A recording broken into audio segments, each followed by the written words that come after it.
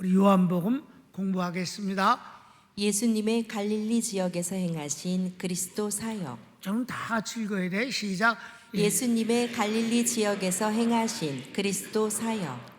두 가지로 나누어서 보았습니다.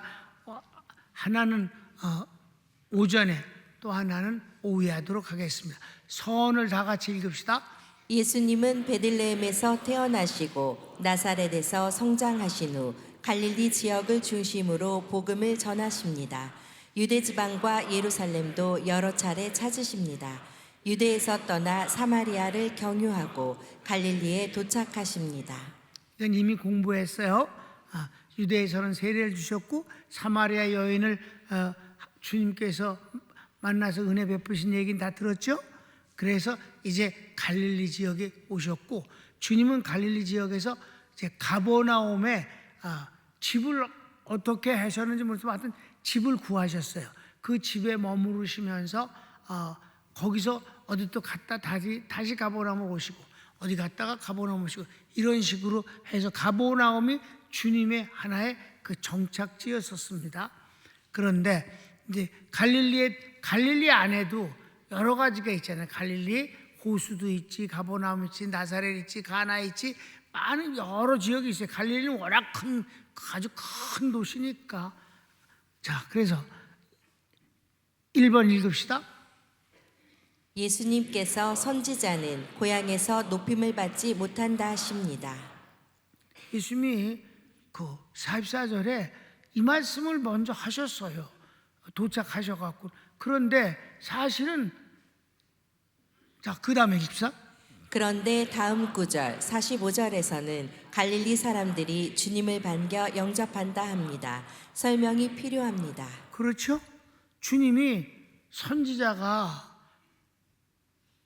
고향에서는 높임을 받지 못한다고 하셨어요. 고향이 어디예요? 나사렛이잖아요. 나사렛도 크게 보면 갈릴리 지역이에요.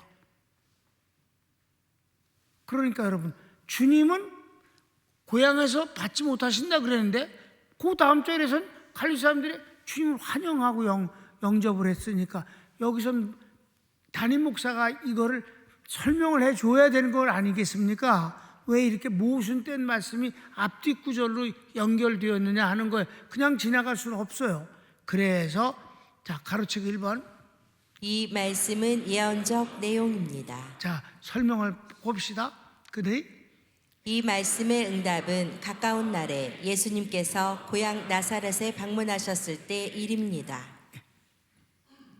도착하셨을 때 그 갈릴리 가버나움 사람들은 주님을 아주 환영을 했지만은, 그러나 이제 조금 있다가 주님이 고향 나사렛을 가셨잖아요.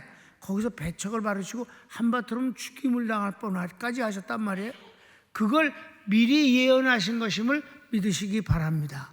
그러니까 그 나사렛 얘기를 여러분에게 설명을 해야 정말 고향에서는 그렇구나 라고 이해를 할 수 있지 않겠습니까? 그래서 그것을 찾아서 만들었어요. 나사렛 얘기를 해보겠습니다. 친히 증거하시기를 선지자가 고향에서는 높임을 받지 못한다 하시고. 왜 무슨 예수님이 하신 말씀과 이들은 왜 반대적으로 주님을 영접했을까?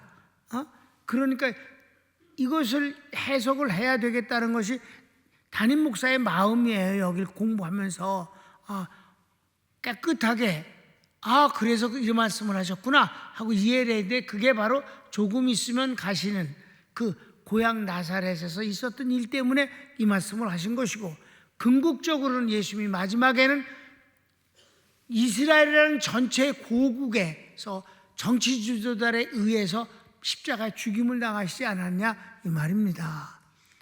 자, 동그라미 1번. 고향에 가신 예수님께서 이사야 61장 1절에서 2절을 읽으시고 말씀을 전하십니다. 누가복음 4장에서 이게 나오는데 읽어봅시다.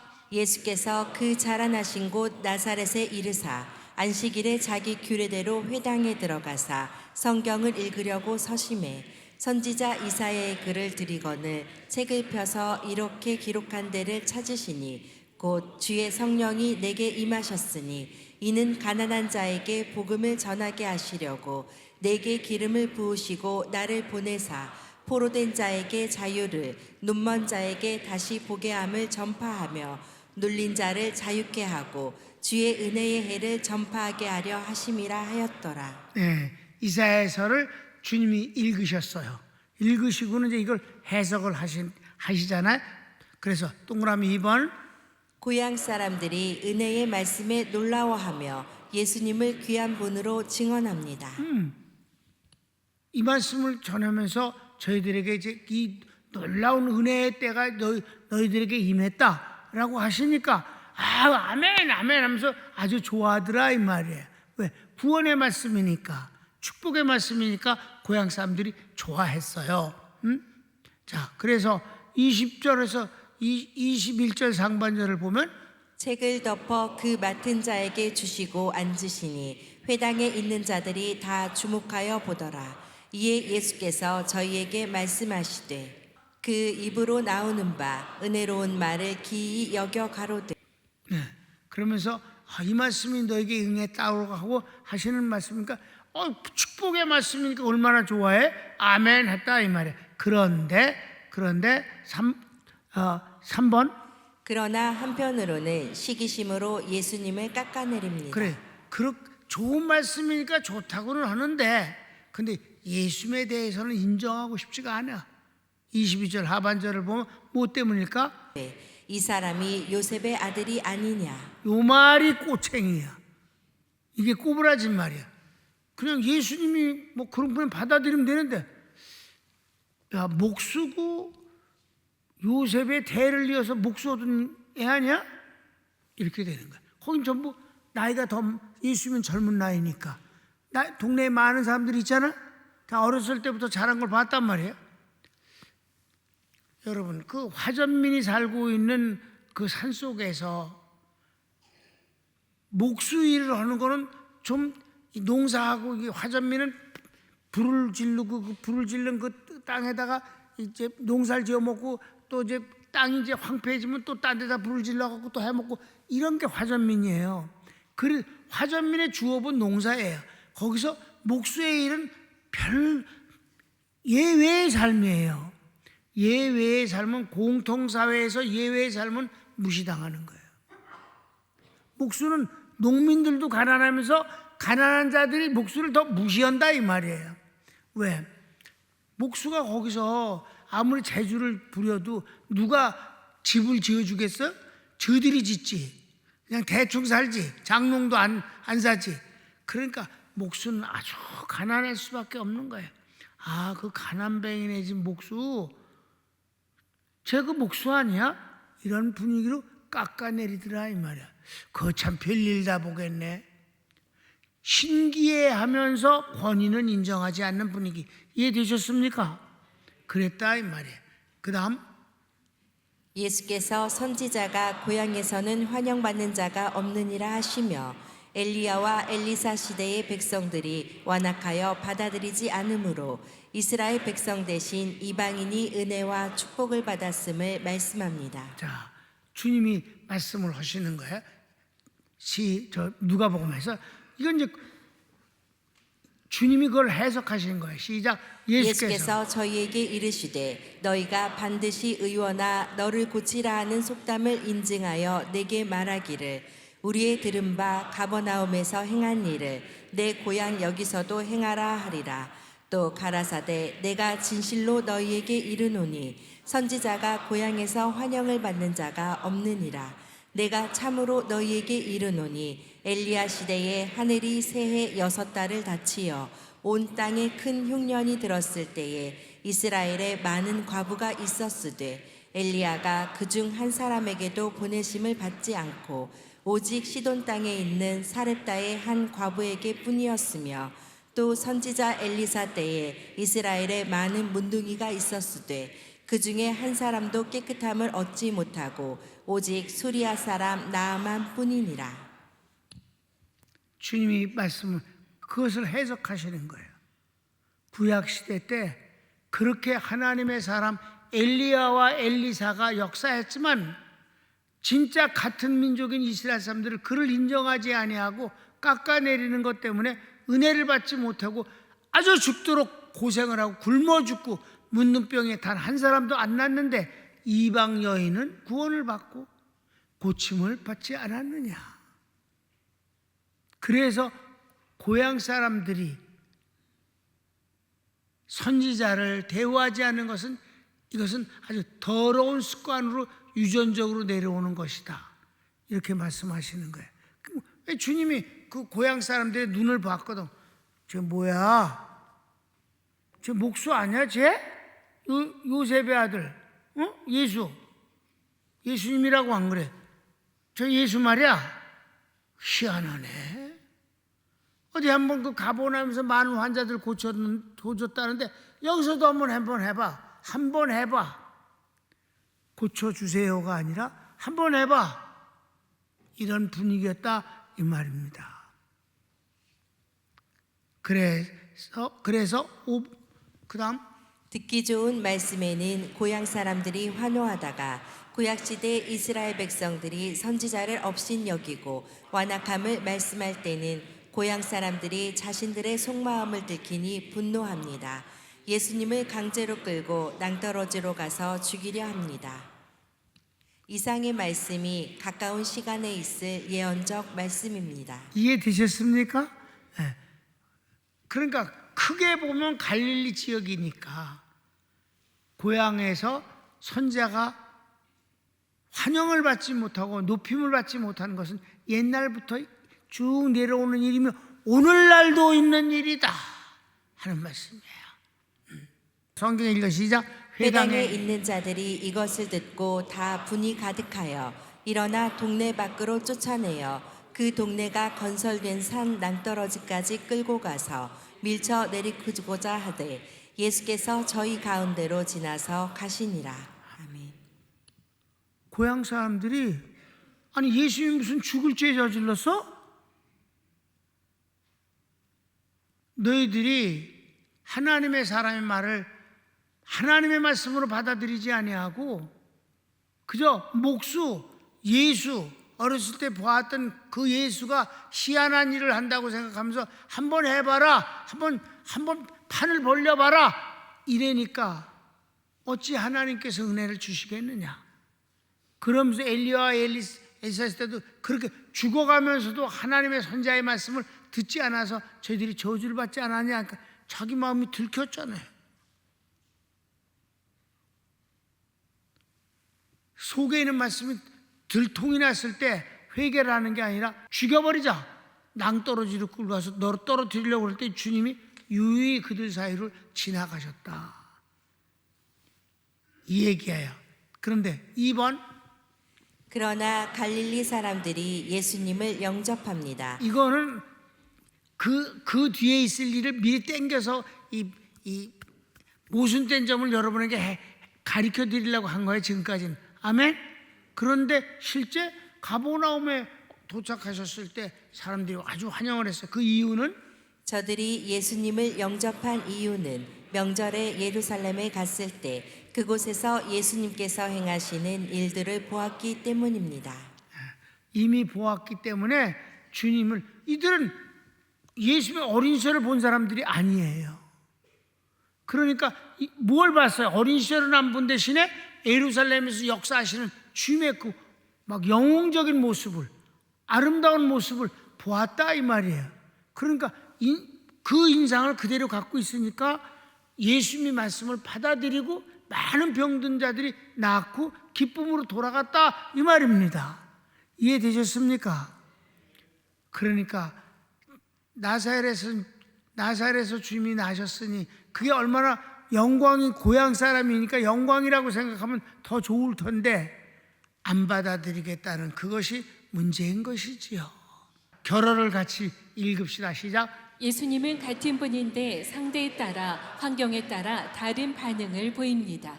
그 이유는 인본주의의 눈 때문입니다.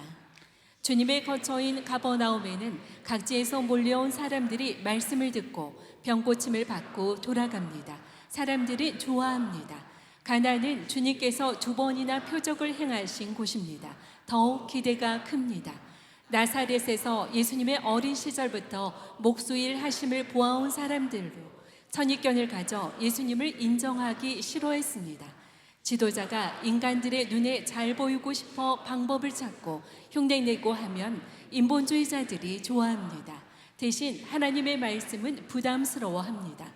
하나님의 말씀은 인간의 요구를 들어주는 것이 아니고 생명의 말씀으로 하나님의 뜻대로 행하는 것을 요구합니다.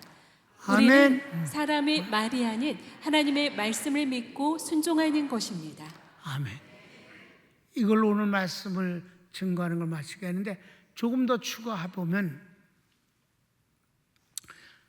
똑같은 하나님이, 똑같은 예수님이 가나는 물로 포도주를 만드신 곳이에요, 혼인잔치 때. 그리고 오늘 오후에 보는 왕의 신하의 죽어가는 왕의 신하의 아들을 하나님이 고쳐주십니다. 아주 놀라운 방법으로 하십니다.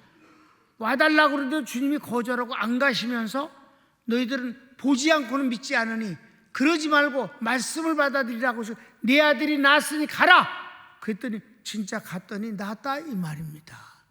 이 믿음에 관해서, 그러니까 같은 갈릴리 지역 안에서도 가나에서는 더욱 기대감이 큰 믿음으로 보는 게 아니라 말씀을 통해서 믿는 믿음으로 좋아졌고, 가버나움은 많은 동네에서 와서 주님의 말씀 듣고 치료받으니까 저희들이 정말 기뻐하고 감사하면서 돌아갔고, 나사렛은 주님을 죽이려고 그랬다.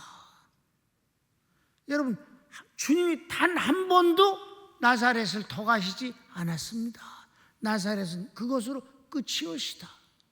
주님은 그런 분입니다. 자, 그런 것을 오늘 이 시간에 우리가 다 예수님의 이름으로 교회들이 문을 열어 예배를 드립니다. 주님이 그 예배의 주인공이십니다. 예배를 받으실 만한 예배가 있고 고통스러운 예배가 있을 수 있으며, 주님이 축복과 응답을 주실 예배가 있고 절대로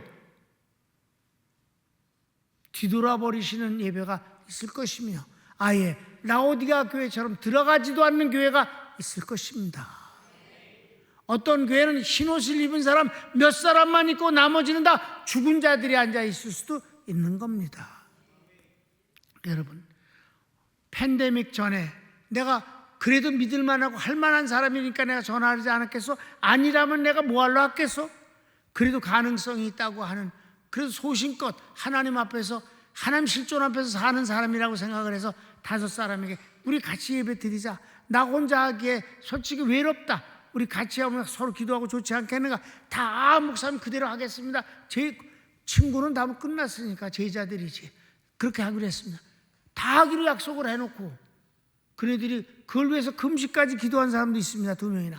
그런데 다 못하겠다고 나한테 전화가 오면서 부끄럽고 미안해하고 그리고 송구스러워했습니다. 이유를 말했습니다.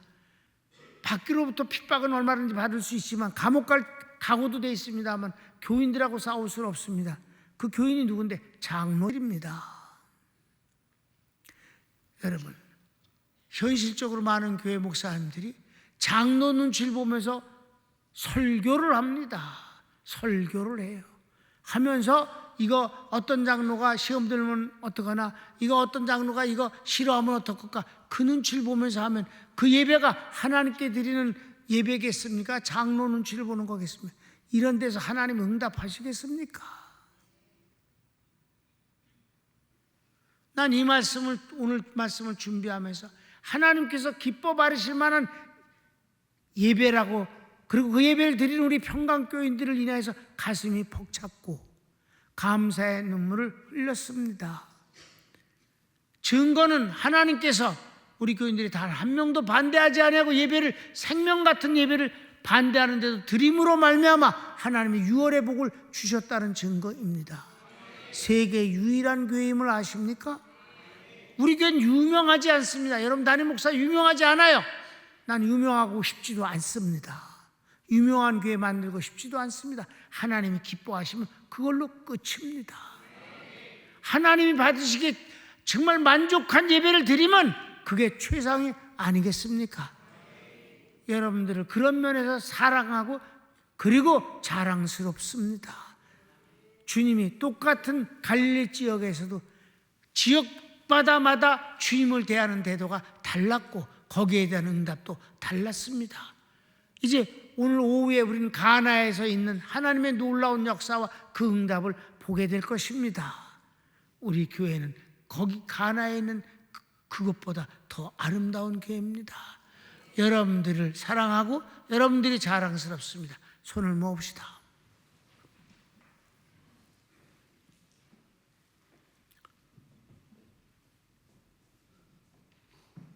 우리는 다 하나님 실존 앞에 섭니다. 환경 때문에 여러분이 바뀌지 않기를 바라며 주님을 나와 비슷한 분으로 끌어내리지 마십시오. 내가 주님께로 가야 하는 것이며 주님의 말씀을 내가 받는 것입니다. 다 같이 주여 한번 부르기도 할까요? 주여